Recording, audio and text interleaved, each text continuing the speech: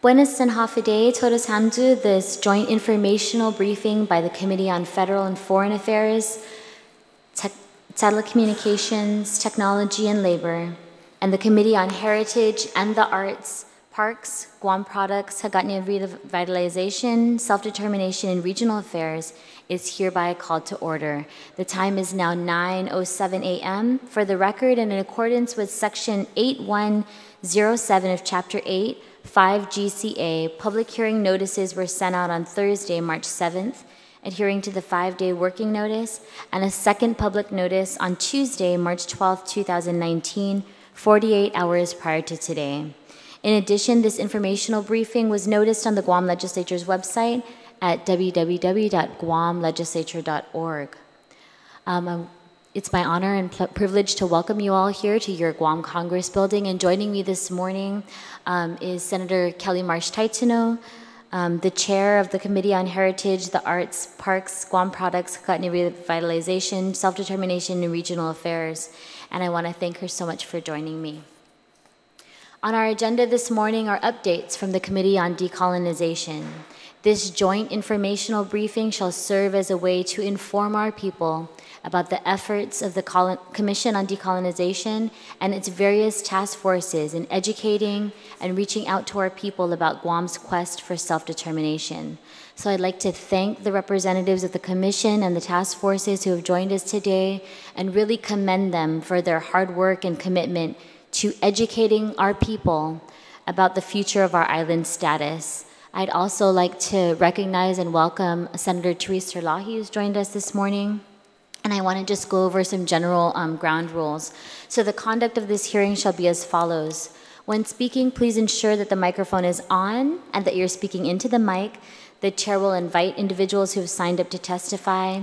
And individuals testifying shall first be recognized before speaking. And please state your name and any titles that you might have for our recording purposes. The order of questioning will begin with the chairs, and we'll complete our line of questioning, and then upon our line of questioning, time will then be yielded to other members who wish to pose questions. Each member will be allowed to pose a question to an individual testifying for one round, and then will be provided another round if necessary, just in the interest of time. Questions and testimony shall be confined to the substance or nature of the agenda, and personal inferences regarding to the character, the motive of any senator or individual testifying is not permitted.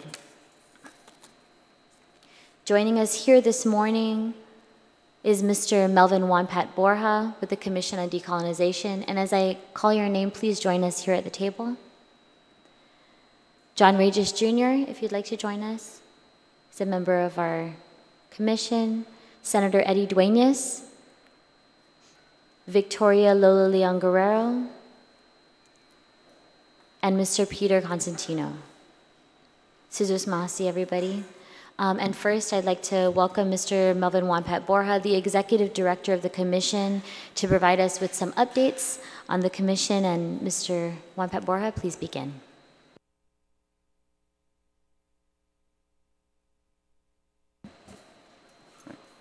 Hafa Senators, thank you for having us. We're really excited to be able to give some updates and talk about what's been going on in the commission level. I want to thank the task forces for all being here to help also provide updates on the commission or on their task forces. So just for information, some may not know that the way that the commission works. So I just want to briefly talk about that. So the commission is an 11-member voting body. I am not a member of the commission. It includes the governor as the chair, 3 senatorial representatives, a mayor representative, the 3 task forces, 2 community or 2 at-large members, and 1 representative from the Youth Congress.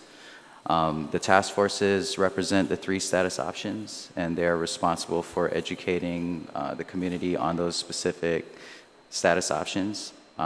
My role as the commissioner, as the executive director of the commission, is to educate primarily on decolonization and help the task forces to accomplish their work. So we, just to be blunt, we've inherited a very challenging situation at the commission. But nonetheless, we have a lot of work to do. And so there are three major projects that were already in motion when I came on board. And so these have been the three primary focuses for the commission, particularly because we are dealing with an expiring DOI grant. So we were awarded $300,000 from the Department of the Interior in, I believe, 2012. The money has not been spent. And there were three projects slated for the use of this money, and the clock is ticking, and we have to move quickly. And so the governor has been working on an extension, but the December 30th deadline is the extension. And so we definitely have challenges in terms of the timeline. So the original plan was to utilize the $300,000 to accomplish three things. One was a self-determination study, also known as a self-governance study. Two was a self-determination conference, and three was a media marketing plan.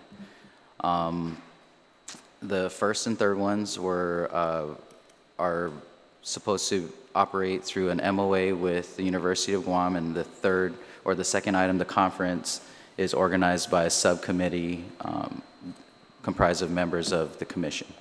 So the self-determination study, I'll kind of just briefly explain what these things are, and then I'll go into how we're gonna execute. So the self-determination study is probably the most important piece of the three.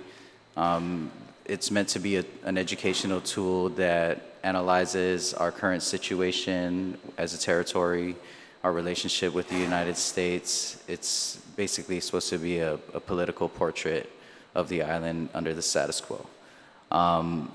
It will address an array of social, political, economic issues and how those issues are impacted by our current status. In addition to that, it's meant to be an analysis that will create models for the three statuses and attempt to predict what these models would look like if they were chosen by our people, if we were to pursue it as an island. So the self-determination study, let me just move on to the conference and then I'll come back. So the self-determination conference is meant to be a gathering of dignitaries from around the world. Really, we're trying to target officials from DOI, officials from the UN, and then other dignitaries from other nations who have either gone through the decolonization process or are currently going through the decolonization process. The concept with the self-determination conference is part of it is for us to have a better understanding of the Department of Interior's stance on decolonization, the federal side of it, and what steps we need to take or how we can prepare in order to deal in that arena. And then the international arena obviously was the UN. Now the expertise coming from experience from other countries who are either going through or have gone through the process is also important, and these three areas are meant to be an opportunity for us to strategically plan around our movement. And so, what can we expect? How is this going to work? And what are some steps that we can do to move it forward? The last item, the media marketing plan, is really a way for us to disseminate educational material. The media marketing plan is meant to be a vehicle to deliver our content to the people through traditional media, social media, and outreach. So for the entire award of the DOI grant was $300,000. The self-determination study we are currently entering into an MOA with UOG under Regional Center for Public Policy. And what is meant to happen is that we're basically giving them a sub-award of $120,000 to conduct the study. What they will do is that they will manage the compiling the experts, the scholars who will contribute to the writing of the study, put it together, present it to us, and then when it's ready, then we would turn around and use that study as our primary education tool. So I just want to stress that the self-determination study, in my opinion, is possibly our most powerful tool in this fight. You know, it's a very, it helps us to answer a lot of questions that are often asked by our people. Now, obviously, there's no way to predict with 100% accuracy in terms of the models for the 3 task forces, but these are things that a lot of people want to know. In addition, it helps to frame the context of the decolonization conversation, both historically and moving into the future. But it's meant to be an academic document that has teeth, you know, that means something. And so the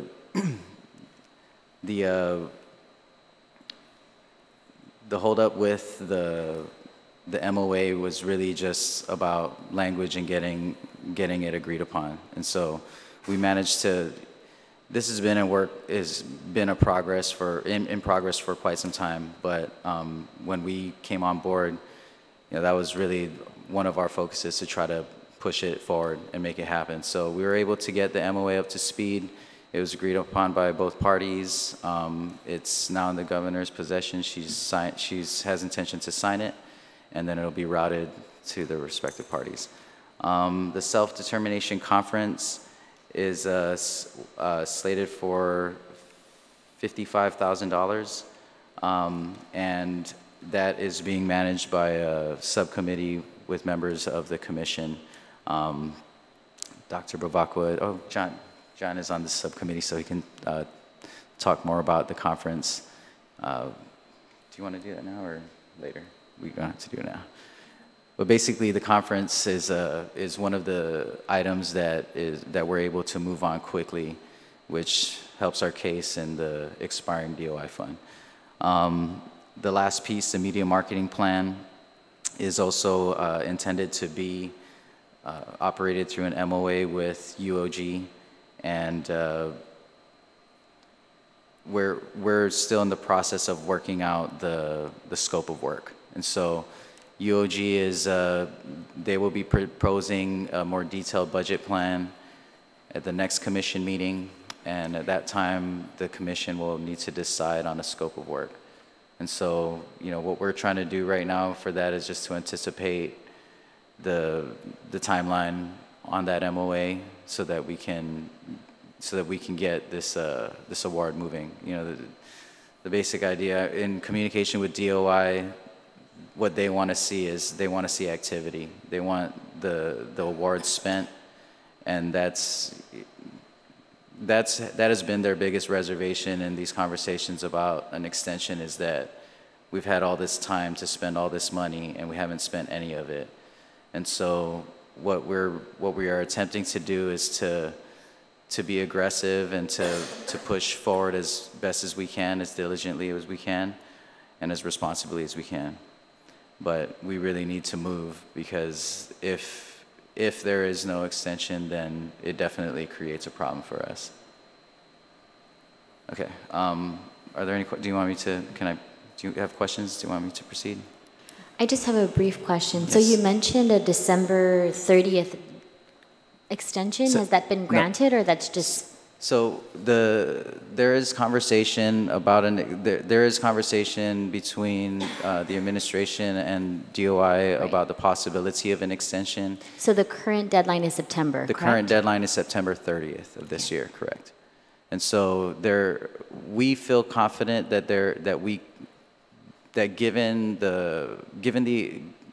the amount of work that we've been doing and the activity that we've been putting forward, DOI, we are optimistic that we will get an extension. Now, how long that extension will be, whether that extension will come at no cost or if they're going to take back some of this award, we don't know.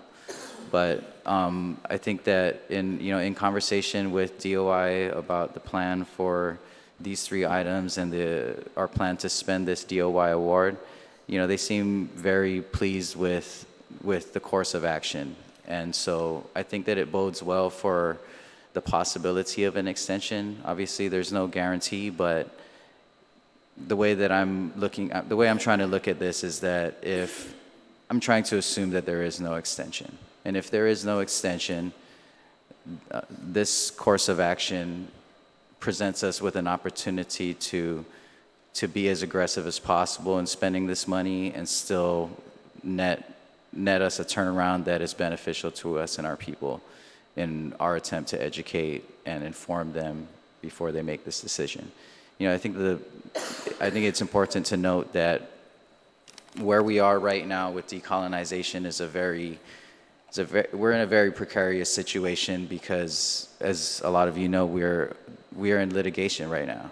And so, the Davis case presents a very challenging situation for us because it imposes certain things on us, right? Like there's a moratorium right now on registering voters. We can't even register eligible voters. We cannot set a date. There can't even be a conversation about a date until the litigation, goes through its course. And so these 2 issues alone, or these 2 impacts alone, present us with, a very huge challenge in the sense that we are tasked with educating our people, but without a date set, it's very difficult for us to motivate our people to be invested in this process. And so our challenge now is that, the governor's stance is that regardless of what is happening with the Davis case, it should not impede our efforts to educate our people. And so, we are still pushing to accomplish this goal with, whatever means we have and in the best way that we can. And so we have to strategize around ways to get around these challenges. And so, we have to find other ways to motivate the people to invest in the issue, to care about the issue, to seek out the information. We have to be better at getting the information out there, making the information accessible. Do you have any other questions before I move on to the? I'd just like to give Senator Kelly the opportunity to ask questions, and my colleagues as well. I'd like to just acknowledge the presence of Senator Pito Cherlahi, who's joined us this morning. Thank you very much, Senator. Mananasitus and Sijus Maasit for everybody for being here. It's so important that our community is hearing more about the important tasks that are at hand. So I want to also create an opportunity to explain the 3 task forces, why we are looking at those 3 statuses in particular. But I also just want to mention on your focus on education that education is so key. As a fellow instructor, I have seen it firsthand, and I know other members here have seen it firsthand as well. It should not be impeded by the case. It should be a goal that we continue to pursue. So it's very good to hear that that is a main focus of the task forces and of the chair and the members of the commission. As an instructor, I've seen the difference firsthand from the earlier educational series by the Political Status Education Committee, and they created the Haleta series. That changed the understanding that students came into my class with or left with. But the reality is that that series, I believe the last of the publications, was written 15 to 20 years ago, if not longer ago, and the landscape has really changed. The political landscape, the rights out there for Native peoples and Indigenous peoples, that landscape has changed. I mean, there's so much that's changed. And it's been generations. When we're talking 15, 20 years, we're talking a completely different set of generation that are now coming up towards being of age to participate in the plebiscite when it happens. And so, again, it is so key that they're given the tools to understand what the issue is all about. And so your educational focus is not only so important, but I think all of us in our various roles are here to support it. So if you could please just explain why the 3 task forces that are in place are indeed in place, and the reasoning behind that. Okay, so there's a brochure that if the AV guys can pull up the PDF on the UN decolonization brochure. There's some information here that is, basically what this is Resolution 1514 is the declaration of indigenous people's right to self-determination. So it asserts it as a right and not as an understanding, as a principle. And I think that this was big for all of us who are from non-self-governing territories, because this is what creates the pathway for us to achieve to pursue even self-determination. So, yeah, if you can flip forward to the next page, maybe, the one after, one more. There you go. All right, so these are the 2 resolutions. 1514 is the recognizing it as a right. 1541 essentially is how we're going to do it, right?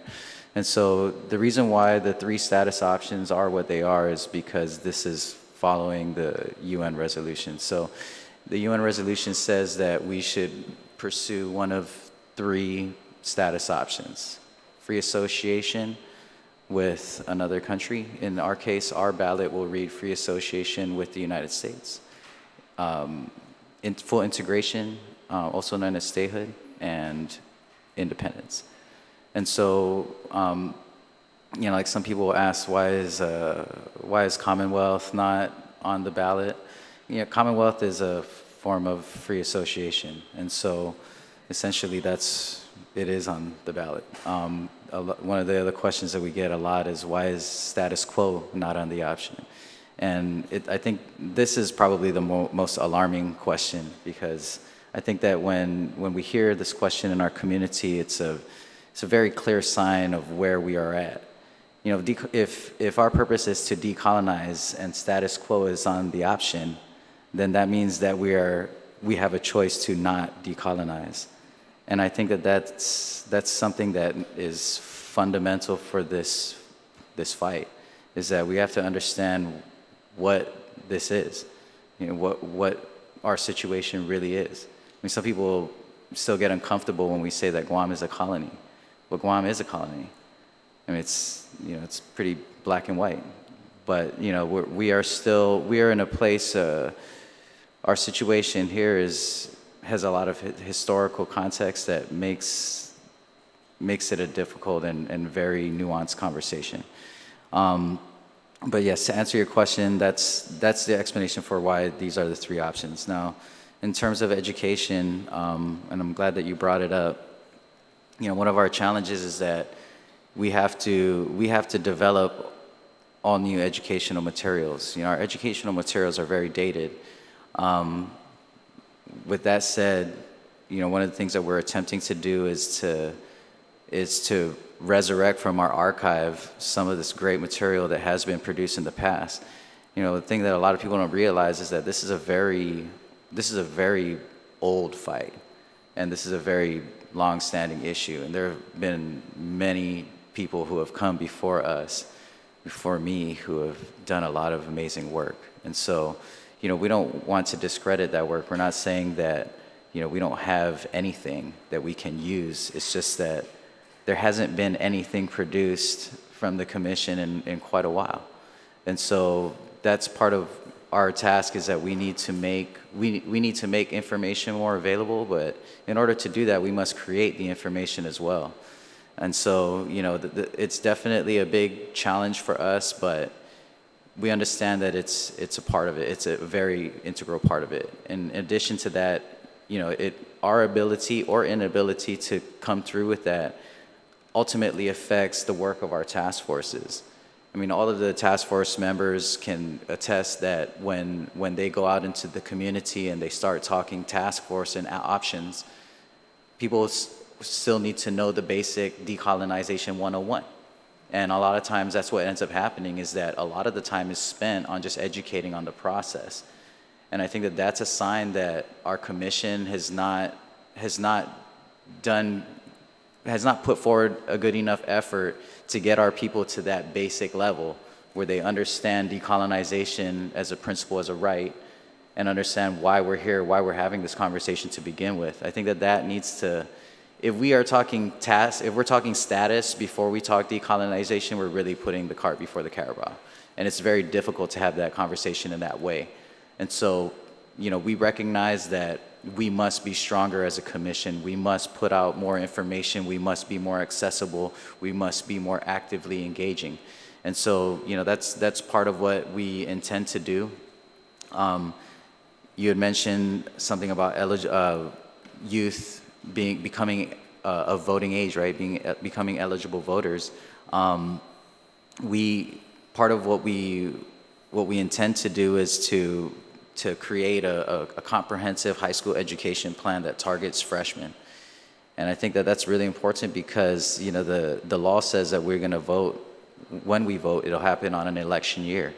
You know, just demographically speaking, gubernatorial elections net more voters than other general elections, right, without the gubernatorial ticket.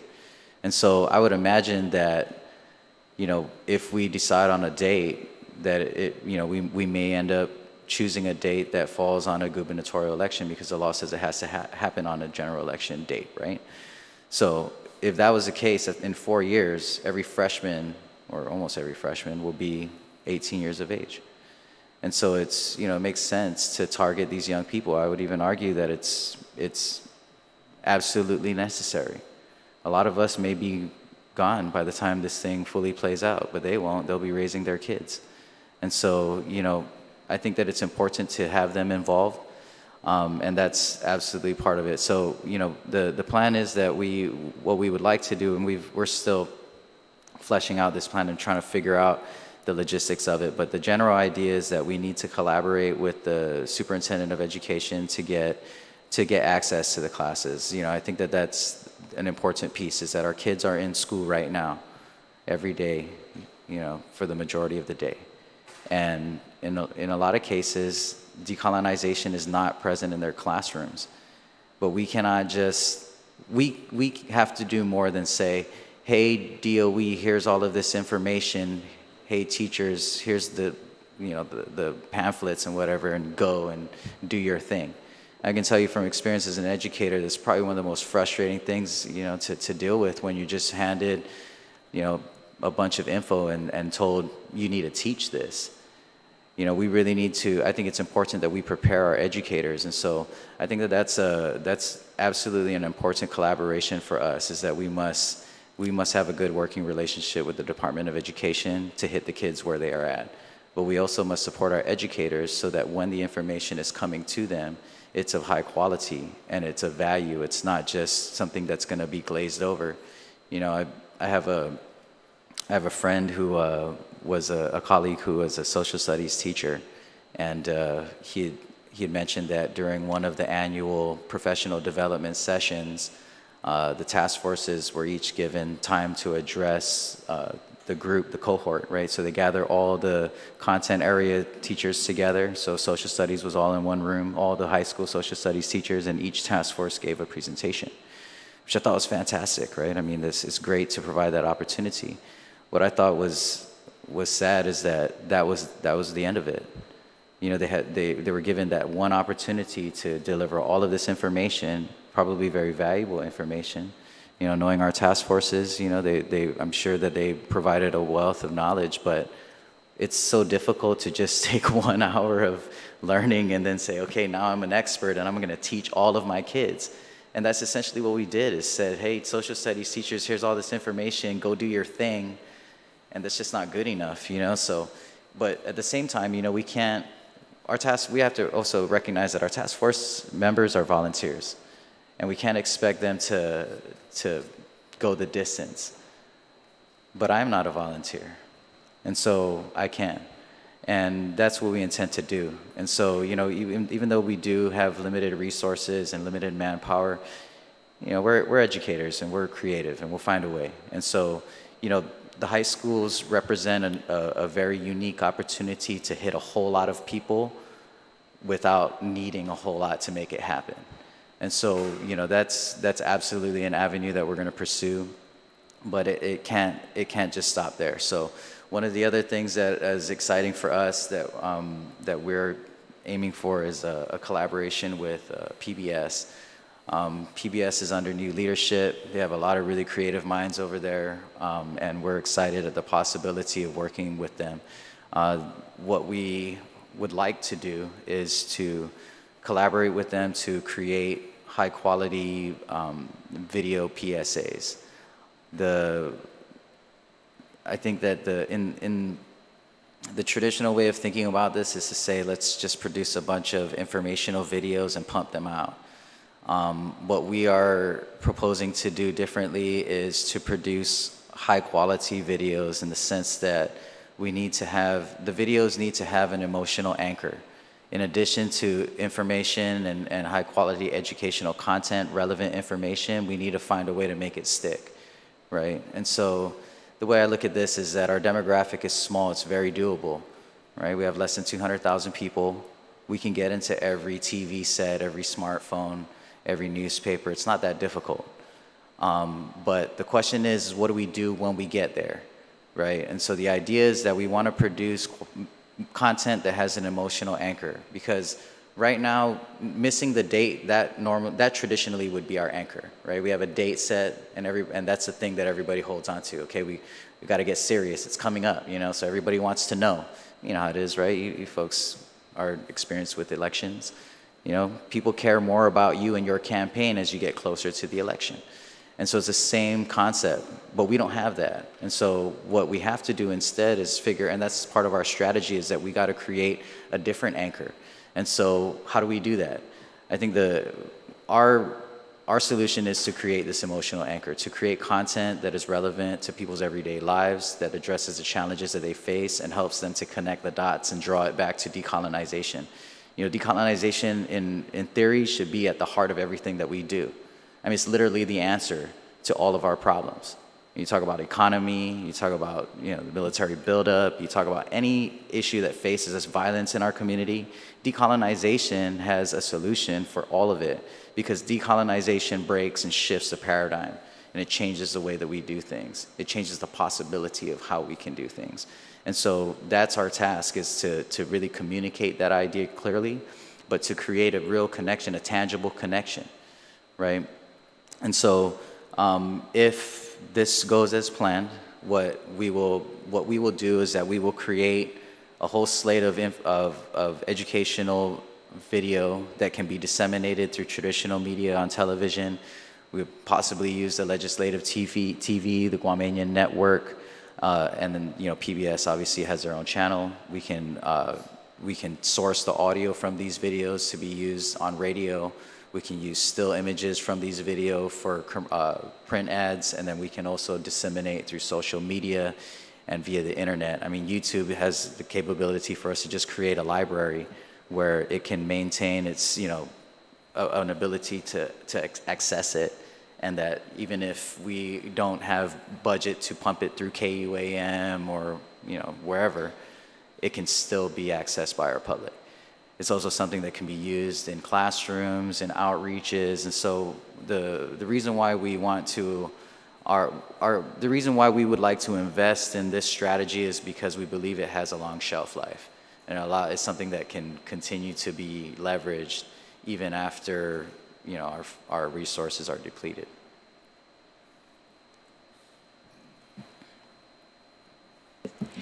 Sejus Mahasi for that answer, and it gave us a lot more detail about the educational plans, which is, as I was saying earlier, is very good to hear. I just wanted to add a little bit of context to what you were saying about the status options and how one of the challenges is having people understand that we are a colony. And so just to emphasize some of the points that you were bringing, that it is not just a few people that are thinking this on Guahan or on Guam, that we are a colony, but it is the United Nations itself, now up to over 193 members that have and continue to on an annual basis recognize that we are a colony, that we are fully self-governing.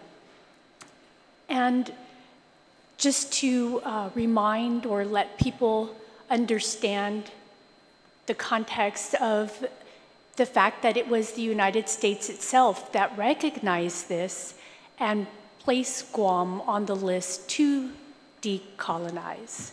So again, thank you for providing more detail on your educational plans. Thank you, Senator. Senator Teresa Lahi, do you have any questions for? Okay, thank you. Senator Pito? I just want to kind of just go back years ago when I ran for the Constitutional Convention, and we brought this thing up. And you did present the two components that is necessary to go through. But if all this educational process and things like that, sending this out to our people for a vote, is this thing going to go? How long would it take? Are we going to do a referendum for this and have an election process for this? Because we did that years ago. And I wonder what happened to that during the Constitutional Convention. And we kind of stress out the things that we wanted to happen on, I think, decolonization. So if all this educational process and the presentation of our documents are put out, and the people, for example, choose whatever political status that we want to go, because even right now, you did mention the free association, which you said is almost equal to what do you call that? The other one that's equal to that? A Commonwealth. My thinking is that Commonwealth and free association is two different things, if you will. And you did mention that it's almost equal to that, but I think free association is a separate thing with that of Commonwealth. And I think there's different issues that comes out in as far as getting the will of the people on what political status that we're going to go through. I think the majority is probably like independence, and the other one is free association. And there's some that wanted to stay at statehood and things like that, or status quo, whatever. But if we do all this and the people are educated on the political status that they desire to get into, are we going to go into the election process on putting it down on the referendum, and then we send this to the United Kingdom or whatever, and even to Congress? Are we going to do that? Because, you know, I'm just trying to get a feeling of what would be the real desire for people in as far as our political status, because we talk about decolonization. And if we go into if we do materialize our wishes for decolonization, are we going to include our choice of political status? Is that going to be part of this? And I guess yes, right? Yes, thank you for the question, Senator. Before I answer, I wanted to just clarify that Commonwealth is not necessarily equal to free association. It's a model. It could be that, but it doesn't necessarily have to be. You know, I mean, you know, like CNMI, for example, is a Commonwealth of the Northern Mariana Islands, right? They're in a freely associated relationship with the United States, and so, but their government is very different than, say, Palau, who is also freely associated, and so it just depends. You know, I mean, there's never.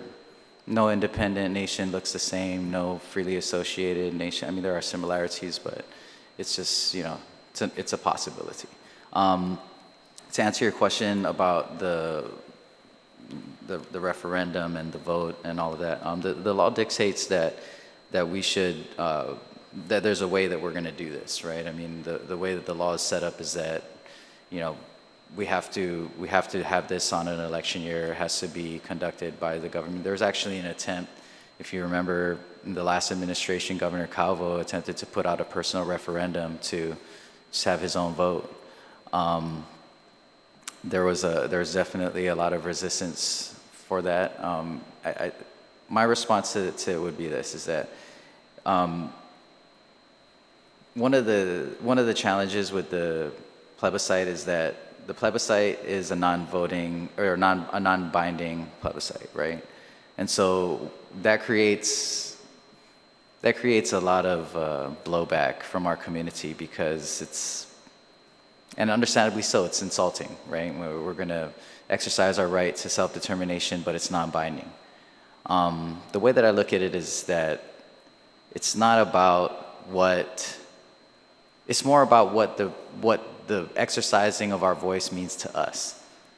You know, I think that that's the important part, is that we have a responsibility to ourselves, to our mañana, to our children, to exercise that voice. Because that voice has been silenced for over 500 years, right? I mean, we've been colonized for longer than African Americans were slaves. And so I think that our ability, our willingness, our determination to assert that voice is what really matters. Because in the end, until we do that, what are we doing in Congress? What are we doing on the international level? We can't go to Congress or go to the UN and say, hey, this is not right, what's happening. We have to be able to say, this is what we want. We know, everybody knows that this is not right. I mean, like the senator said, that, I mean, the United States signed the Declaration. The United Nations recognizes us as non-self-governing. And so that's pretty black and white. I think the question now is, what do we want? And we have to get to that point. Now, to talk about on the point of education, in my opinion, Senator, education is never lost. Any effort to education is never wasted. Whether we vote in 2 years, 4 years, 20 years, 40 years, education will never be wasted. The more educated that our people are, the better. And I think that that's part of our challenge right now, is that, you know, our people, a lot of our people don't even understand the status quo entirely. They don't understand, some people on Guam don't see themselves as second-class citizens, but we are. I mean, we really are. We are not equal to other Americans. You want to be a real American, you got to give up your homeland. I mean, that's the deal. I mean, I just read the report from the United States to the UN on the status of Guam. And that's one of the things that is right up in the front, that citizens don't, you know, they don't have the same voting rights, and but they can if they leave.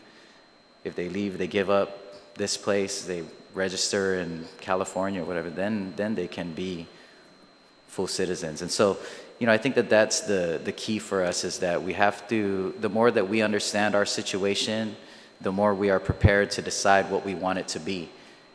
And when we are at that place, asserting that voice is so integral to us moving forward. You know, and that's the hard, you know, that's the hard part for people like us. Well, that's why I envy the task forces. The task forces, you know, they got their pick and they're ready to rock and roll. All of you, myself, our administration, that's not our role. Our role is not to pick a side. Our role is to decolonize. And when the people choose, we got to get behind it. And so, you know, I think that that's where we're at. We have to, you know, we have to prepare our community to do this. We got to prepare our community so that the task forces can do their jobs and do their work, you know, and we have great people who really understand the issue well, but we got to set the tone. We got to create a situation where they can do it. And we just haven't done that yet. Sisters Masi, thank you very much, Melvin. Next, I'd want to just move on to the second portion of our informational briefing, and I'd like to recognize the task forces under the commission. So in no particular order, we want to ask you to provide just an update or clarification about your task force, what you've been up to, and maybe a little bit of clarification for our committees and for the people watching at home about what each of these task forces means. And so representing the Statehood Task Force, we have Senator Edward R. Duenas, who's here with us. So Senator, if you could give us a brief update, I'd appreciate it. Thank you, Senator Lee. First of all, let me begin by addressing the honorable members here, Senator Talahi, Senator Lee, Senator Taitano, and Senator Talahi. I appreciate your being here because we are here to discuss, something that's very dear to my heart. But as I understand in speaking to the chairman earlier, that actually this purpose of this hearing is not necessarily to address the advocacy portion of our. It's actually what we're doing, trying to do to organize. If am I correct? Okay. So that being the case, I'll restrict my my address to that because I came here prepared to even discuss the advocacy portion, but it's going to take maybe half an hour or more. But I will put that at another time. Okay. Anyway, as far as the Statehood for Guam Task Force concerned, we organized back in 1998 when this thing was first, when the public law that created the Commission on Decolonization was enacted. And at that time, we were asked to, do our research and also to bring in some support members, and which we did really. And as far as what we're doing lately, we have been sort of going back to regroup again, and because that has been 20 years ago. And like I said, that during that time, 20 years ago, we were really spinning our wheels. We visit practically every village. We hold mass meetings and also talk to groups, high school groups and even college groups. But that was 20 years ago. And I have a feeling that most of those people that were there are no longer in Guam, or maybe we can find them in the cemetery. So that's the reason why I have to go back again and retrace. So that's the reason why we're trying to, when we first organized, we had 20 support group members that came up to say, okay, Senator, we want to help you and we want to do the advocacy. But as of today, out of that 30, 20 has passed away.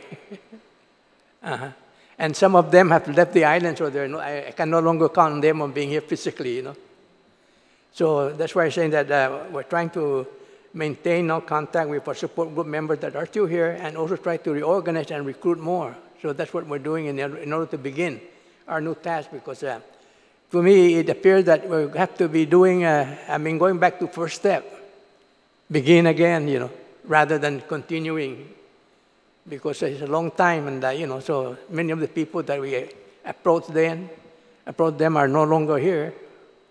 Or maybe they might have forgotten what we explained to them, so we have to redo it all over again, re-educate, So we're looking at this, this portion now of our mission is to do it all over again, And, yes, ma'am? Oh, okay. Anyway, so like I said, that's where we are, and I approached you centrally before we began this hearing, and that's exactly what you want us to speak about, because I don't want to speak something that you folks are not expecting to be briefed on, So I want to hit the target from the very start. Thank you, Senator. Okay. Can you also just give those who are listening and maybe on TV or on the internet contact information for the Statehood Task Force if they would like to get involved? How can they get in touch with you? How do you what? I'm sorry. How can they get in touch with you? Is there a phone number or an email address if people well, like want to get I said, involved? Personally, I've been doing my own personal recruitment. When I come to speak to someone, I indicated some interest in this. I would ask them, say, would you be interested in becoming a member of the Statehood Task Force, or for that matter, be a member of the other task forces, So that's how I approach. But I think but we have put out our numbers. But like I said, I don't know whether some of the new ones will have access to that unless, again, we redo all over.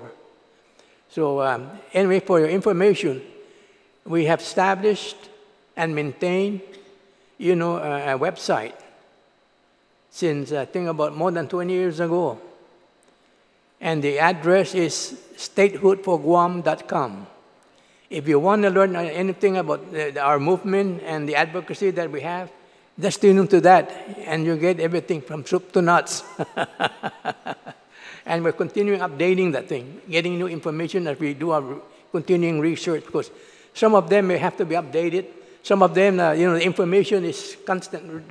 Like when you go into a classroom, the thing they teach in the classroom is always constant. You don't have to update it every year because it changes. So that's what we're doing now, and continuing to update our website. I felt that having the website is one way, but of course we realize that it will only be accessible to those who are computer-wise. If not, sometimes I would ask, by the way, are you doing any computer work? No. So in my mind, I said, apparently this person won't be able to access our website, But anyway, for whoever, and let me say that our website has been accessed by people from all over the world. And I have some comments, which I look at it, I think about maybe 95% of them are very favorable to the position that we're taking about Guam being a statehood. But unfortunately, if you open our website now, I have to warn you that if you go to the comments, it has been hacked. And what you see there is nothing but, I don't know how they put it in there, but some information about, sometimes it's very disgusting. And I try to delete it, but every time I delete it, they come back, because So for the first week, I try to delete every day. I go in and delete everything. The next day, come back, same thing again all over. Now they're occupying about 11 pages of my, So that blocks out the other, that we would like to make comments. But I was able to print out some of those things before this happened. And this is what I'm saying about that, the comments and support that we have received, I would say nationwide or international. Some of them are even from foreign countries, And they were very complimenting. So I would like to think that the website have been very, very effective at the very start. But now I don't know whether some are still trying to get in, but because of the hack, they cannot get in. They were just simply blotted out I think 11 pages of spam, I'm going to call it that. So I'm trying to see how we can get that thing out of the way. My question is whether I should completely delete that portion there, getting a feedback, or somehow how to find a way in which a person, to make comment, be able to access it in some manner. But then it might be very difficult for the uninformed, If you're going to say, go to this, go to that, chances are they'll be too frustrated, say, forget it. But anyway, so like I said, that's one way about, as far as the statehood for Guam, we have the website, and it's been in there for more than 20 years. And I've been maintaining it, and for your information, out of my own pocket. I pay about $110 every year to maintain our website, And so I don't mind that, because I'm interested in informing everybody who wants to know about statehood, And of course, some of the, if I may say, some of the frustration that we have encountered, especially in the recent years, is our dealing with the procurement. To me, it has been very, very frustrating, to say the least, At the beginning, we didn't have this problem at the beginning, because they gave us our appropriation, and then we go out and purchase. Of course, like I said, everything is being monitored and make sure that it is accounted for. You know. But the way it is now, before we go out and have something printed, we have to go trade 3 different printers. Ask them, and then so the way it is now, say, in order to be fair, we have to get all 3 printers. So if you want to print, we have to give each printer so much amount of money from your appropriation, you know, in order to do it. And probably that might be fine, but sometimes there's some printers, you know, that they don't print the kind of thing you need. So I have no use of, or very little would I approach them because, you know, they're not doing the thing I need. So I would go to 1 or 2 printers. And what they did is they apportioned the same amount of money for each printer. And when I exhaust the printer for number 1 and then number 2 and then the third one, I cannot use it. So I lost, in that instant, I lost almost $5,000 unused because I have no way of accessing it. I said, sorry, you already used for the other 2. And then the long process, you know. At the very beginning, we were very, very responsive because whenever we need anything, of course, now we go out and take 2, 3 quotes, you know. And then from there, we would select the one that's best suited for a purpose. And so the procurement was expedited, and then I can get something there within a day or 2. Once I go and get out and get the quote, and then I would say, here. And they say, okay, I want to choose this. See. But the way it was recently, I mean, it doesn't work that way. And I think Senator Telahi here, Therese, I have expressed my frustration to her time and again. So anyway, I think I have approached you or somebody, also Senator Titano, said, you know, like what they did in the past, if I'm not mistaken, you know, that the legislature, I think, added a rider to a bill using the clause notwithstanding any law to the contrary. You know, then you said the commission, the application of the government of Guam procurement law does not apply to the commission, the colonization, and its task force, period. Of course, it does not mean that you have no accountability because we'll still be accountable to. The commission will be accountable to, you know, and how we spend it and make sure that it's spent properly. So that's how it can be expedited. See, right now, I think we have about $100 and some thousand in appropriation. But I have to go to the same rigmarole. So I have not moved to do anything yet, because I don't want, again, you know, have them to put 3 different vendors, give them money, and then when I don't use any other vendor, I cannot pull out that money. He said, sorry, it's gone. Either you use it or you don't. And so that has been our frustration, really. And if you want us to expedite our mission in the educating, this has to be done, you know, so that we can get the necessary equipment or supplies, or for that matter, you know, some manpower, because we need to have some manpower to put up, for example, our roadside signs, you know, and things like that. Just like in your campaign, you have people that are putting out your signs, right? So it's similar to that. But sometimes we cannot get enough volunteers for that purposes. So I suggested in the past that if the task force would be allowed to contract people, you know, like, for example, I see the need for us, if we were to effectively do our mission, I need to have a coordinator. And we did that thing in the first several years of our existence. We had a coordinator, and when we meet, take them, and then also coordinate everything. And we had an office. You know, so we maintain an office, so when somebody calls, you can go there, or call up there, and somebody will be answering. And then if they need me, then they'll call me, say, Senator, this person is calling for this, can you answer? And then they will put me in contact with them, see. So that's very, very essential in trying to maintain, you know. Because otherwise now, like I said, even if we go out there and do our spill, and they say, where do we go? Who do we see if you have questions? I said, my cell phone.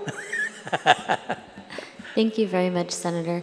We're going to allow the other task forces I'm to sorry if also I'm give an overdoing, but I update, guess it- and then we'll have our Okay, yeah. senators All ask right, any then. questions. So Yeah, thank that's you very fine. much for your updates, Masi. Mr. Constantino? Yes, good morning, honorable senators, and thank you again for allowing us this opportunity to speak here before you with regard to decolonization and the initiatives that are placed on this commission. Again, I am Peter Constantino, and I am the vice chairperson for the Initiative for Free Association under Decolonization. And it's been roughly about 2.5 years since I've been involved with this particular initiative. Our former chairperson, Mr. Adrian Cruz, had invited me to come and join him because of our same type of views as far as where we would like to see our island move into. And unfortunately, we are currently in transition because Mr. Cruz tendered his resignation as chairperson, so he is part now of the current administration under Magahaga Leon Guerrero and Lieutenant Governor Josh Tenorio. So in order to present a unbiased commission between the administration and the commission, he chose to tender his resignation. So currently we are in transition. Doesn't mean that he is not involved with us as far as an individual, because again, the bottom line is this is for every single person here on Guam. And all citizens should be and must be involved in this particular decision to decolonize. And along those lines, back in November, when I heard that certain people were going to be slated to take over the commission, I was very elated to know that Mr. Melvin Borja was going to be assigned, or was looking to be assigned for the position, only because I know his passion as a literary artist. And so with regard to the performing arts, he and I share that same passion. And I just was very happy to hear and finally know that he became the executive director for the commission. And so in my conversations with him, he has very many great ideas, wonderful approaches, some approaches which I never thought of, and just had to stop for a minute and said, man, that sounds even better. And hopefully going forward, with now the commission and the full support of the administration behind this commission in being able to educate and come up with an education plan for our people. Yes, we do need to now get this ball rolling. I mean, it has been rolling, and but we just need it to roll faster. And I'm glad that it is being done at the start of this administration and moving forward. We have many plans in the past 2 meetings that we have had up at the governor's conference room. And unfortunately, with the timelines that we have with the budget, September 30th is less than 6 months away. And whether we are going to get that no-cost extension or not, we need to be able to know and plan for September 30th. And so, you know, it is yesterday that we needed to do all these things. And we have a lot of plans and drafts for how to move this education program forward. And as Mr. Borja had stated earlier, we need to have something in place, whether it is given to us or not, the extension. And so I feel we are in that particular mode, and we are almost there. It's just a matter of now implementing and formulating and hopefully working with other agencies here on the island to produce the material that we need to educate our people with is paramount to why this commission exists and why we need to look towards a referendum during a gubernatorial general election, which is going to be in 4 years. I can remember back to the time in the early 80s when I actually did vote for Commonwealth. And with all the education material that was there, it was still not enough. I only voted because everybody else thought it was a good idea. But now, 30 years later, we are back at that same situation. And so now, with more of the information that I've had from 30 years ago leading up to now, there was a lot more, and there is a lot more that we need to do.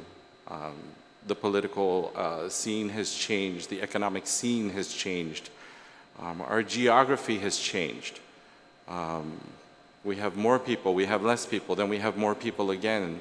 But the bottom line is that we need to educate the people that are here now as far as where we want to go in the future, because we are the only unfreely associated, unindependent, unconnected, technically, government-wise, in this region. Palau, the CNMI, the FSM, the Marshals, they have all made those decisions, except us.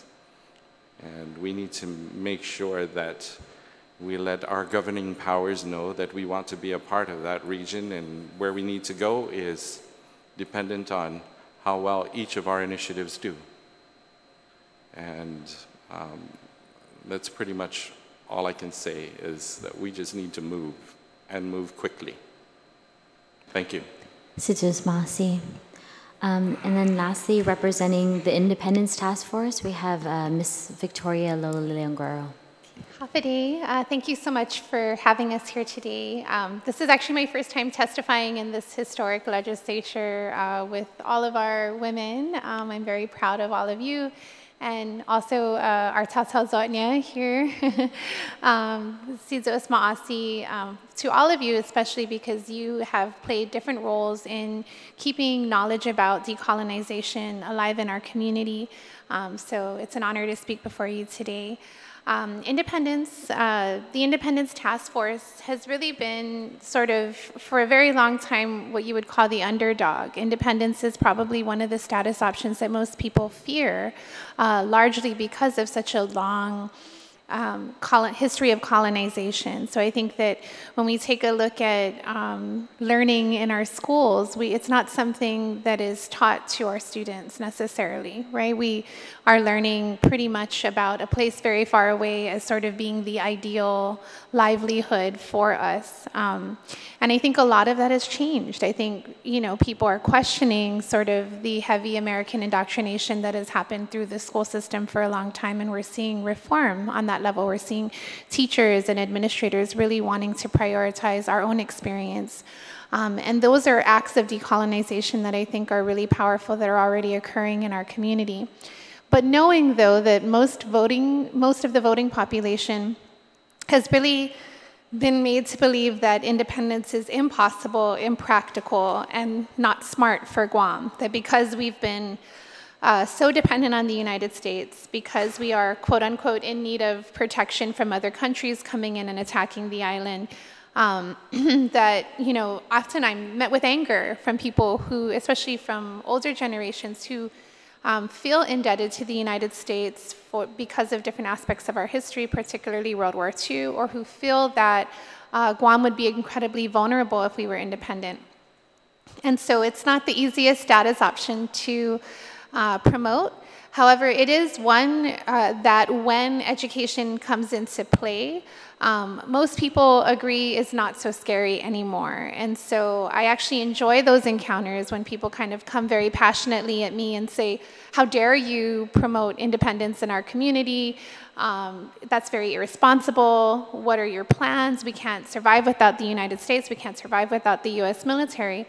And so oftentimes it's really just a matter of saying, okay, let's break this apart, right? Let's take a look at the fact that, as Senator Marsh pointed out, 193 other places in the world are independent. In fact, most of the world is made up of independent nations who work together to support each other. And so we have been very well aware that what we need to do is sort of take people's fears and questions and answer them as much as possible. And so particularly over the last 3 years, we've held consistent educational events in the community, and we've diversified what these kinds of events look like so that we can not just address sort of the younger audiences who seem a lot more quickly, I guess not convinced, but who engage a lot more in these conversations, but we've also targeted different generations through different types of events. So our most consistent events happen monthly.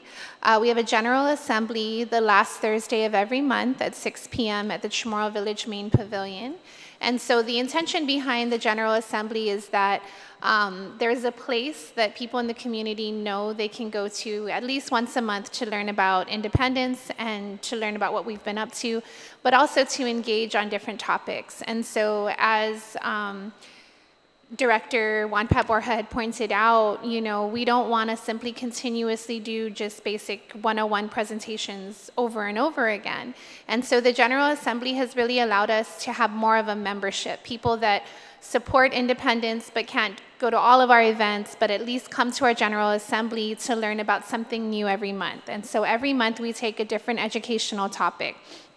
So for example, last month we discussed indigenous approaches to education, and we looked at models throughout the world of people who are reframing what they're learning. We've also talked about water as an economic resource, right? Or we've talked about issues like defense. And so really over the last 3 years, we've created a beautiful collection of resources. And so this is in the packets that we've given you today. So these Hita Latman pamphlets are a compilation of the topics we discuss every month. So we create a handout that goes out to the community that comes.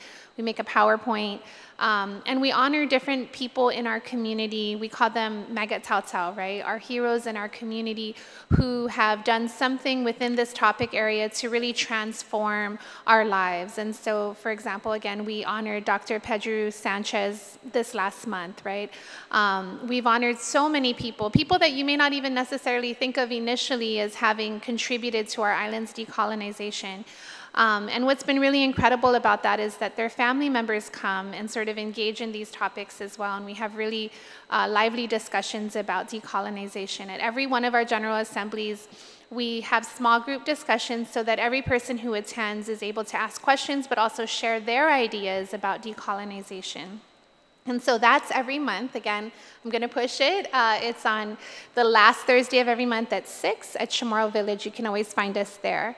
The other things that we do are teach-ins. So like for example, one of our most successful recent teach-ins was about the cockfighting ban, where we take an issue that the community cares about or that impacts groups within the community, and we connect it to our island's colonization and our need for decolonization. So those teach-ins really sort of appeal to sort of the college students. So they happen at the University of Guam, and they're a lot more academic. And then we also do what we call our haleta hikes. So kind of targeting people that want to go out into nature, want to learn more about our culture. We take them to cultural sites, and we clean up these cultural sites. And we also engage people in sort of looking at our history as inspiration for moving forward. And then the other really big thing that we do every year, it had started in response to the verdict in the Davis case. We had what was called the Respect the Chamorro People rally at Adelaide. And we had 600 people attend that first rally. And so we decided that there are people looking for sort of a bigger gathering of people with music and poetry and artistic expression. And so every year on July 4th, we sort of reclaim this notion of Independence Day in our context, and we hold our Nat Lotla concert series. And so that's been also another way to really bring in families to come and listen to live music on a holiday at Adelup. And then we do basic 101 outreach as well. So this in our pamphlet is our frequently asked questions. And it's, you know, the two sort of phrases that we've really embodied as representing independence is Hitsa Latmun, it's up to us, right? Really getting people to see that we do have all the tools we need to move our island into a better political future where we can make all of our own decisions. That at the heart of it, independence equals sovereignty and voice and the ability to make decisions for ourselves. And Nat Lotla means to give life, right? To sustain life. And so we created this Nat Lotla booklet to really answer people's basic questions. And we offer families to, if they'd like to have a small gathering, we call it our Fani Nodzen meetings. Fani Nodzen is like a place of enlightenment. And so even for all of you, I know some of the questions you asked, Senator Terlahi, are very valid, and a lot of people still feel that way. And so, like in that instance, we'd love to come and sit with you and maybe your staff or people you know and attempt to answer some of those questions about the process or about what things would look like. Say our community does choose independence, how possible is it to achieve? We'd love to sit down and have those conversations. And so with the Fani Nodzen concept, it's to gather 5 to 10 people and just answer any questions you have. So for any of these events, for information on any of these events or to organize a Fani Nodzen meeting, please email us at independentguahan@gmail.com. Or you can find us on any social media, Instagram, Facebook, or Twitter, just looking for Independent Guahan. Another really big thing that we feel is important is that we begin to address community issues now. So for example, during the war claims process, we noticed, and it was mostly in my own experience because I've done a lot of work to interview war survivors, and they were reaching out to me, their families were reaching out to me saying there was nowhere to go to help them fill out their war claims. And so we had decided, you know, this is something our Manyayna and our Manamkut need. And so we organized 2 events called Adzude Manyanata to really help them fill out the war claims forms, help them through the process, and also engage with them, engage with this critical moment in our island's history and see how we can assist. And so this year, our sort of community project, and actually it's not just for this year, it's going into the future, is we've just entered into an MOU with the Department of Parks and Recreation and the Humatec Mayor's Office to adopt the Seti Bay Park and Overlook. We'll be painting our Nat Lotla design, which are the canoes that came in during FESPAC, with just simply the word Nat Lotla as a reminder to sustain life and to give life and to think about what that means for our community. And we'll be maintaining that park. And it's really an opportunity, I think, for the community to have a space that we can take pride in, but also to come to and learn about independence. And so we need lots of volunteers to help us paint that mural, but also maintain the park. And so again, if you're interested in that, please email us.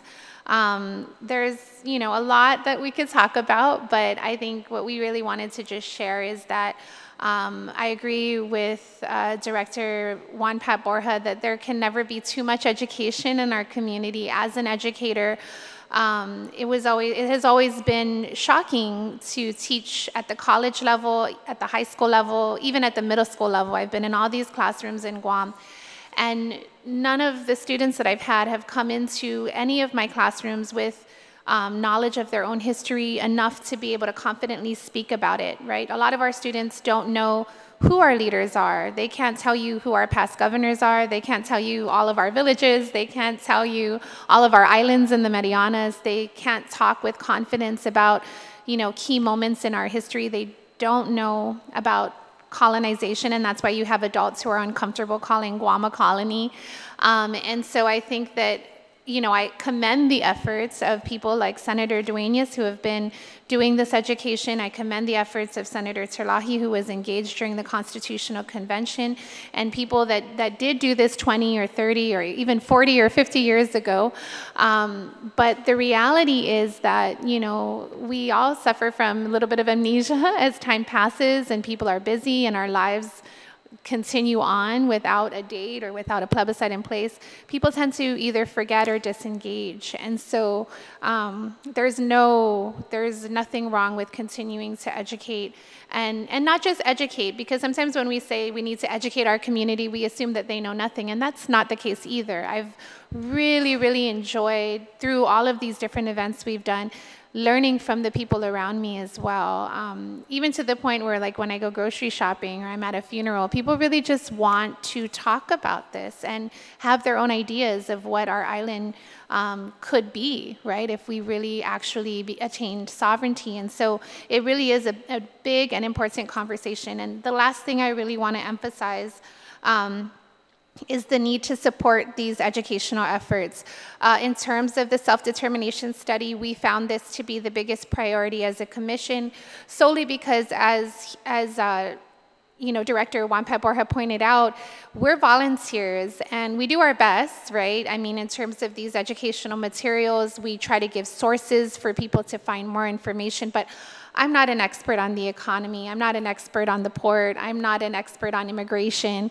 All that I can do is research and give that information, but there are experts out there. There are people out there who've seen other places decolonize that we can learn from and should learn from, because I think, we can't just give people brochures with bullet points and expect them to make the largest decision our island has to make, which is our political future.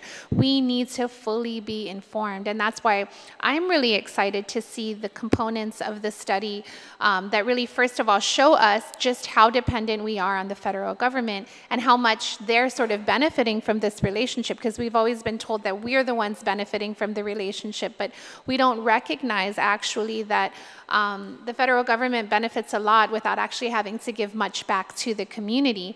And so we need to see that. We need to see the evidence of that. And then also the experts who can tell us what each of these three status options could look like from their expertise. And, this is something that's going to include all of our government agencies sharing information. It's going to, really tap into all resources so that, now we have actual hard evidence to say this is what our situation is and this is what's possible. We need that.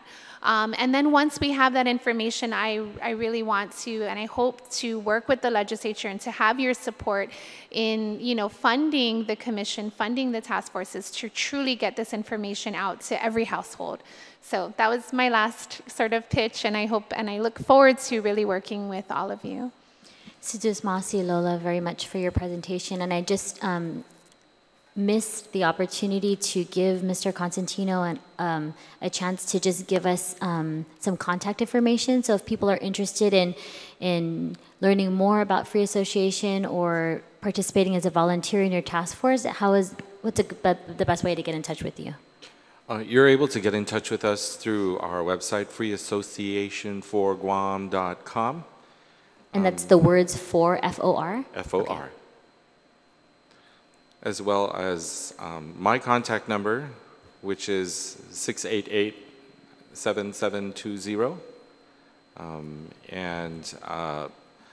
Basically how we've been getting our information out is, just through word of mouth. And which is why moving forward, we are able to now hopefully work with your support in getting the Commission's education program up and running very quickly. And at this time, I'd just like to turn it over to Senator Kelly if she has any questions, and then the rest of my colleagues for this panel. Sijus Masi for all of the presentations. It really helps us understand the work that's been going on over the years and the ways that we can be continuing to support that. So beginning with statehood, I just had a couple of areas where I'd like to offer some support. For the website, there should be a process of being able to receive comments, review them, and before that they're posted. There are options where it's immediately posted, but there are ways that it can be received, reviewed, and then it's up to you and your task force to decide which is posted. And so we would like to help with that to make sure that you feel you have that control of your own website. And then we've been talking with the executive director about procurement, but we want to just continue to offer that support if there are ways we can help make the procurement more suitable to your needs. We will certainly be working on that, and including the issue of the manpower that it takes to carry out some of the tasks that you have. So thank you for the work that you've been carrying forward for so many years, and we're hoping in those ways and others that we can be helping you meet your goals and carry out your mission. And same for the Free Association. If there are ways that you are seeing that we can be supportive, and it's very helpful to get your contact information so that people know how to get to the website, and it's very admirable to give out your cell phone number so that they can actually get a hold of you directly, and hopefully be volunteering or asking questions that are really important to be addressed, but perhaps volunteering to be part of the task force. And then for independents, I just wanted to thank you for adopting the park. It's always good to hear about, with all of the task forces, the ways that you're engaging the community. And adopting the park, I have oversight over the Parks and Rec, and we're very interested in promoting the Adopt a Park program. And so it's good to hear that you have that, and as we've all maybe put in little plugs here and there, I'd like to plug that we are really looking for partners. I think it means so much more when there's stakeholdership amongst the community, and we all learn to connect with that place and really value it and its contribution to the community. So again, thank you for that, and our door is always open to hearing about the types of support that we might be lending. Senator Therese Terlahi. Thank you very much. Thank you for this opportunity for the commission, especially our new director, and the task forces to share their work and their contact information and their vision, really, with the people of Guam. I think that's important, and I like that this forum is able to do that. And I want to welcome, we've got new commission members this year. John Regis is one of them. And I think it's, I'm looking forward to, I'm optimistic, like many of you, about what we're going to be able to accomplish. I wrote some notes as I was listening to you today, but I think sometimes our efforts in decolonization over the years, or self-determination, or political status have been, they've been criticized. People are very critical of our work and our efforts. But I really think it's my view that we've really made great progress. There's been some really good work. There's been so many good people behind it that have been dedicated for many years, and many years. And I think, you know, it's good to see new generations coming up and taking this on. But I think we're really going to be successful by joining the two. You know, we've got to join all the generations in this, and that's what I'm hoping our goal will be this year. I think previous commissions have made great strides. They've done a lot of the things that we're talking about here.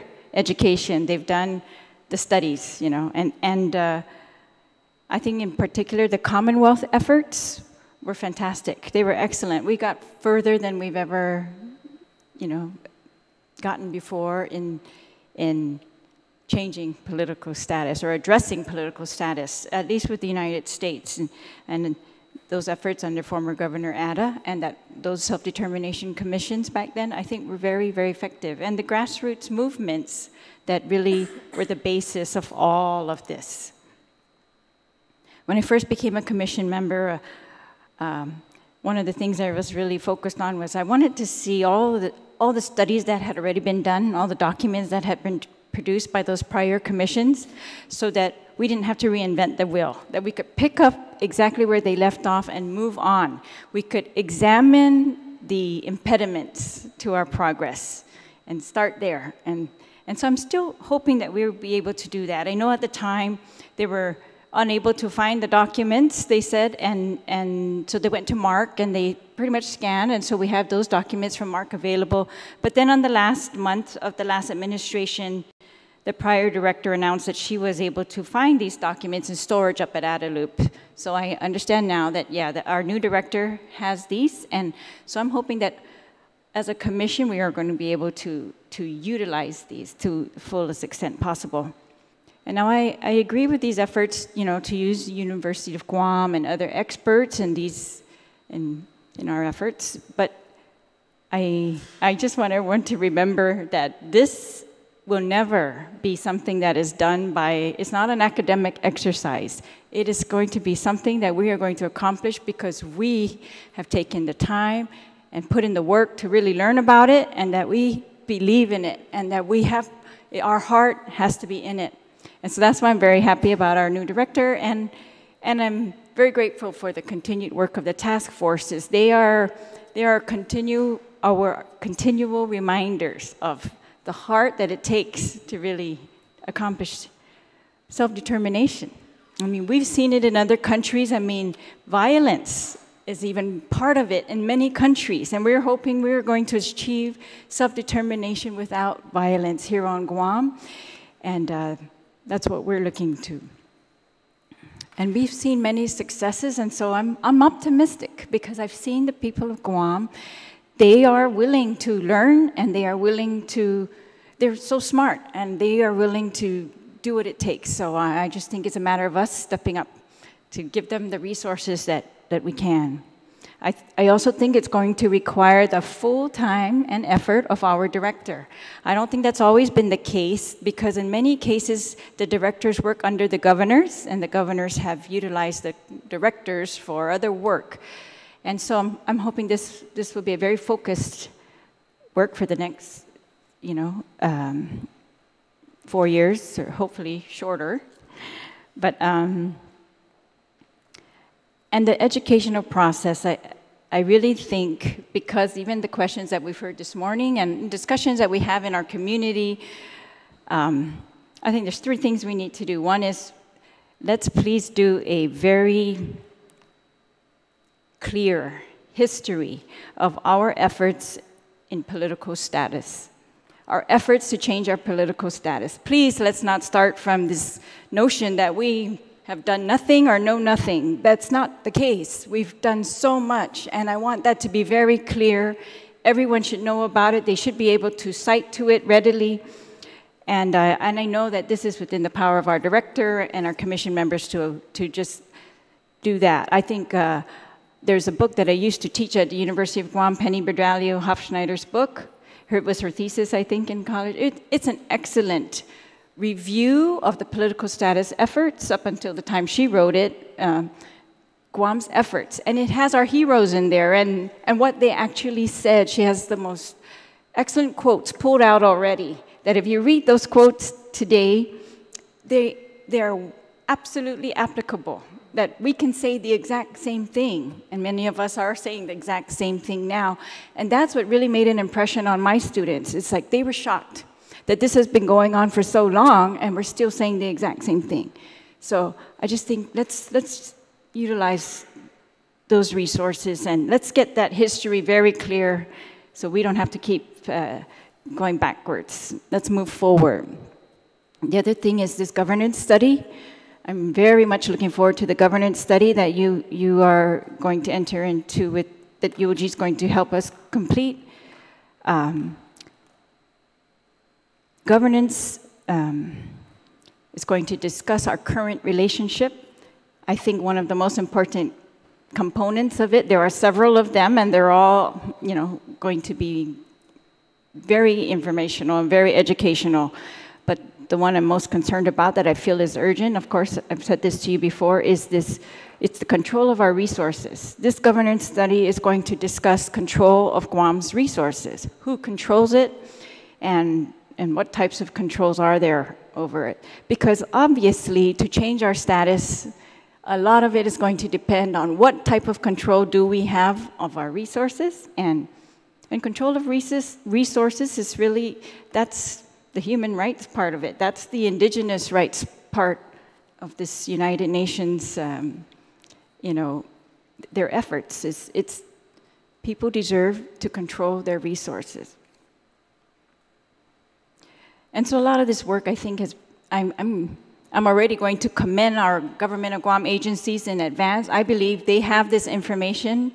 They've had to have used this information when they apply for grants, when our former governors and current governors go to the federal government to ask for justice in different areas and to ask for improvements in different areas. We are always doing this comparison between how we are governed and how other places are governed, or how we could be governed, or how we could be better governed, or how we could govern ourselves, or how we would do it if we governed ourselves.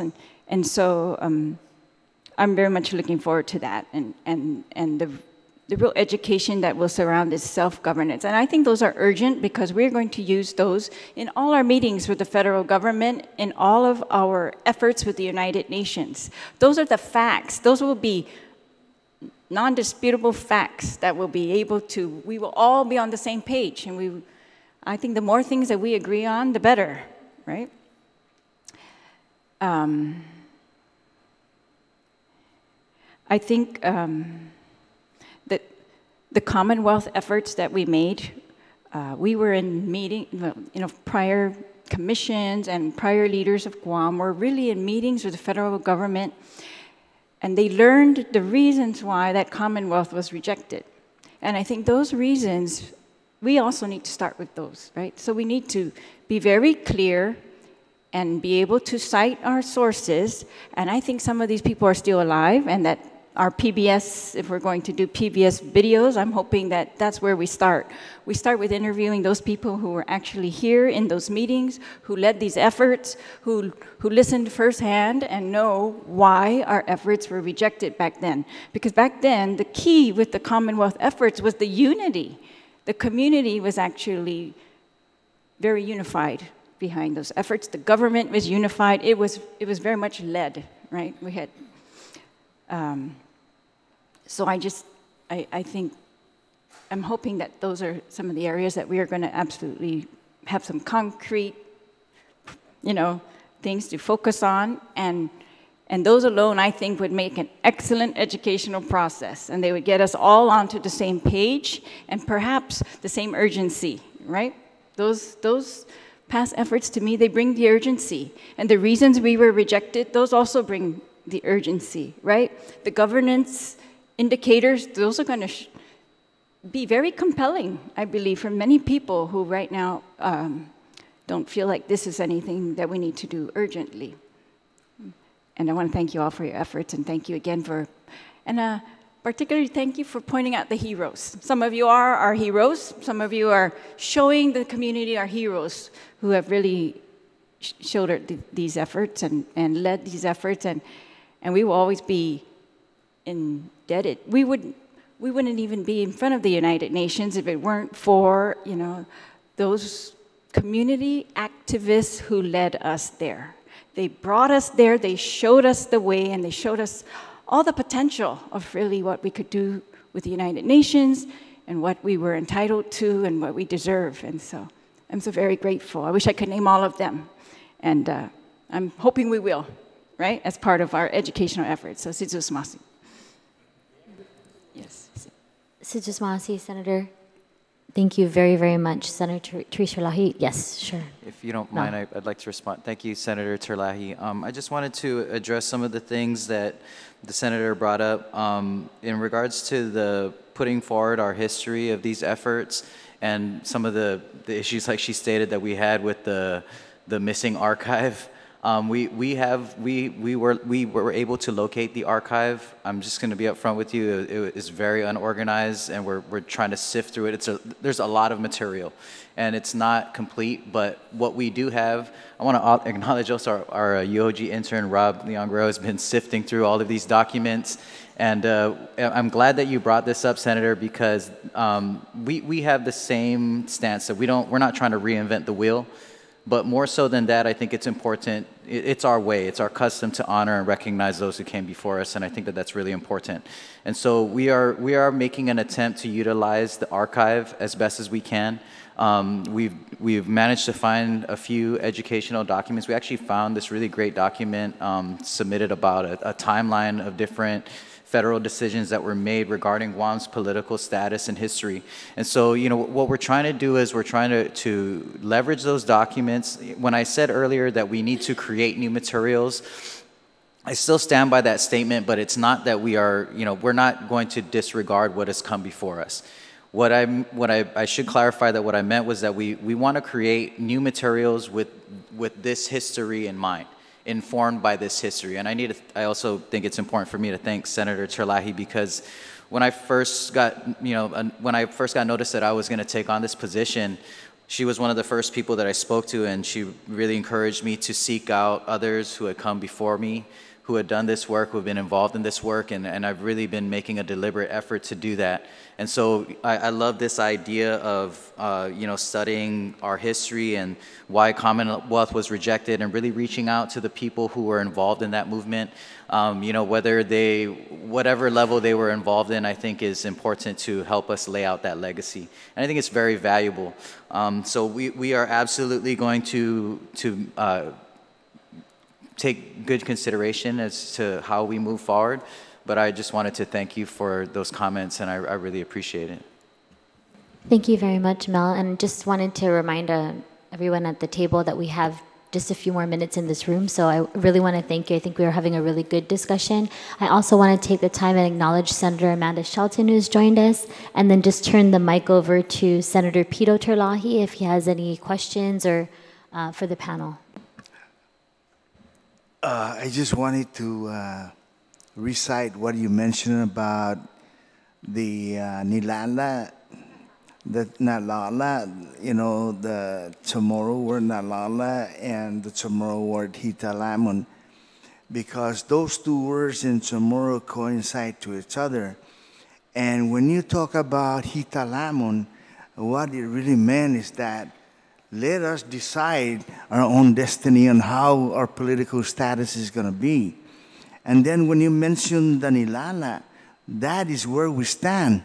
That is where we stand in deciding in Nilalata how are we going to live on to the future with the political status that we so desire, not only for us as we speak on this table, but also the desire of our ancestors and our children and everybody else. So I thank you very much.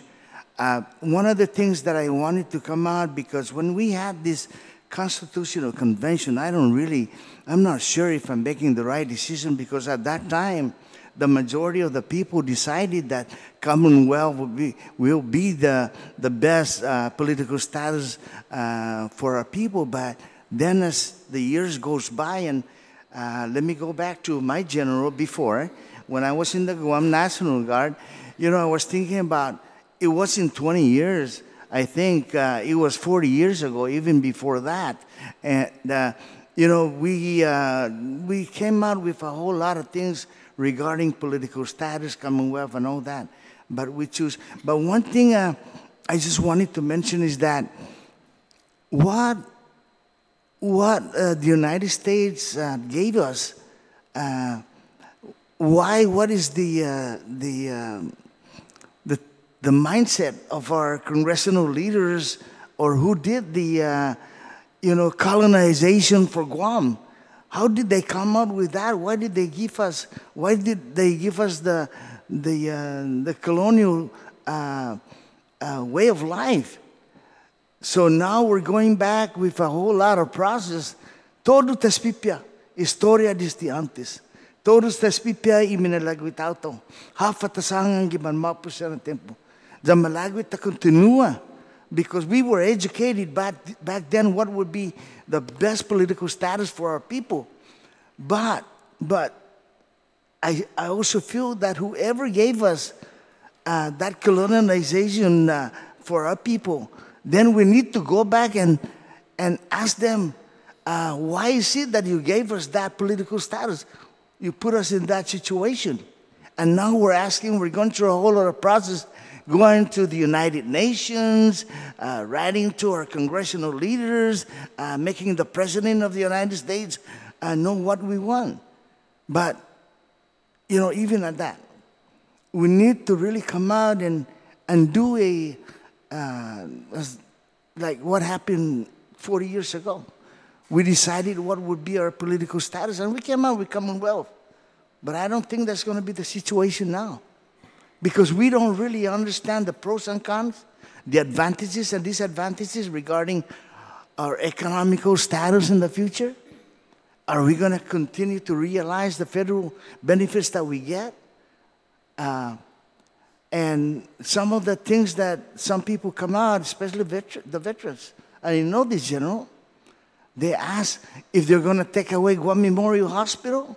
Are they going to take away the first? Those are the things that we need to really be sure that, and whatever the case may be, myself and a political status, we need to maintain that close relationship with the United States, no matter what political status.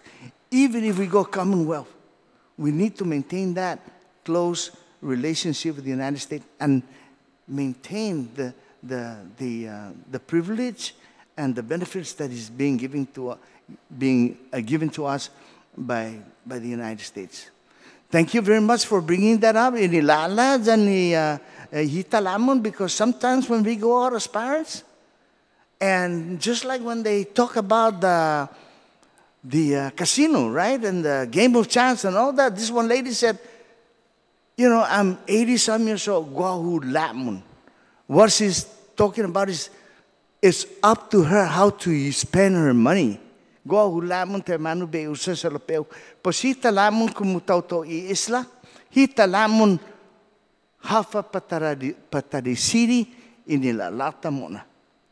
So, thank you very much. Sidus Masi, Senator Shelton. Hafide and Sidus Masi, I apologize for being late. I was attending some activities with Sanctuary and our youth at Untalan Middle School this morning, so I apologize. And I really look forward to doing this again with all of you and reviewing all of the documents that you provided today and your update. And I did get a chance to work closely with the Commission and meet many of you when we were working on the One Guam debate, gubernatorial debate last year, and you all provided a lot of the research and the information that we needed to build that project up. So I wanted to thank you for that and the work that you continue to do. And I just look forward to what the Commission will be working on in the near future. So thank you very much. Sidus Masi, Senator. I just also wanted to give our director the opportunity to give us the contact information. So if anybody has questions or wants to contact the Commission, what's the best way for them to do that? They can give you a call or? Yes, our office number is 475-9545. Our website is currently under construction from the last, our websites are hosted by OTEC at Loop, so we basically have to update it. There's a lot of information that needs to be added to it. But you can also contact me via email. My email address is melvin.borja@guam.gov. Sidus Masi, and I just really want to take the opportunity to thank everybody for participating today. Before we close, I wanted to just comment briefly about one. I agree with you, Mel. I think that this study is going to be a very important educational tool to arm our community with, and I think it'll answer a lot of questions with regard to the safety, national security interests, the economy, our health, our wellness, there's so many different questions that all kind of lead back to that. So I agree that the study is going to be important. And thank you for updating us about the media and the marketing plan, the MOA that we have going on with UOG. But I did want to just take a moment to recognize one of the members of the commission, Mr. John Regis, who's been he's here with us. And at our last meeting, he stepped up to the plate and everybody acknowledged that he will be the co-chairperson for our upcoming conference. And so I just wanted to give John the opportunity to give us a brief update on how the planning for that is going and if we have a timeline to expect. Cool. Sizos Masi, thank you, Senator. So yes, we have the dates for the conference. It's September 12th through the 14th. The first 2 days of the conference will engage in-depth discussion on the state of decolonization on Guam and in the region. It will examine the 3 status options and explore specific governance models for varying administering powers. On the 3rd day, it's a small group strategic setting, which will consist of about 30 attendees. The goal for the attendees for the first 2 days is roughly 120 to 150 people. Is kind of what we're planning for. From a speaker perspective, who we'll have on the conference, we started a list within the subcommittee. A letter has been drafted, but we're still kind of fine-tuning that list. There's certain members or certain speakers that have a position that within the UN, and we have to invite them as an educational speaker. And so those are some of the things that we're still kind of working out. The subcommittee is due to meet again before the next commission meeting to kind of finalize additional items such as working with the travel agent to ensure that we have someone that will not only take care of the travel arrangements, but there's also visa requirements for some of the speakers to come in based on their geographical region, and then fine-tuning kind of the lay of the conference agenda as well. So those are some of the things that we're working on. We've progressed, pretty well in regards to getting a letter out, putting a list of speakers together. But definitely the location is set and the dates are set. Sizos Masi, John, I really appreciate that update. And if there are no other questions or comments from my colleagues, we'll go ahead and adjourn. So I just wanted to say, Sizos Masi, Todo Samzu por Ifinatan Mizu Pagu, the Committee on Federal, Foreign Affairs, Telecommunications, Technology, and Labor, and the Committee on Heritage and the Arts, Parks, Guam Products, Hagåtña Revitalization, Self-Determination, and Regional Affairs hereby concludes this joint informational briefing. Written testimonies may be submitted through email at Senator Biscoe at guamlegislature.org and at office.senatorkelly@guamlegislature.org, or they may be hand-delivered to our offices here in Hagåtña at the Guam Congress Building. This joint informational briefing is now adjourned, and we invite the public to please stay tuned to hear more about the Commission's various task forces, some of the advocacy work that they'll be doing, which will be announced at a later time pursuant to the Open Government Law. The time is now 10:59 a.m. and again, Ndanglu na Sizos Masi.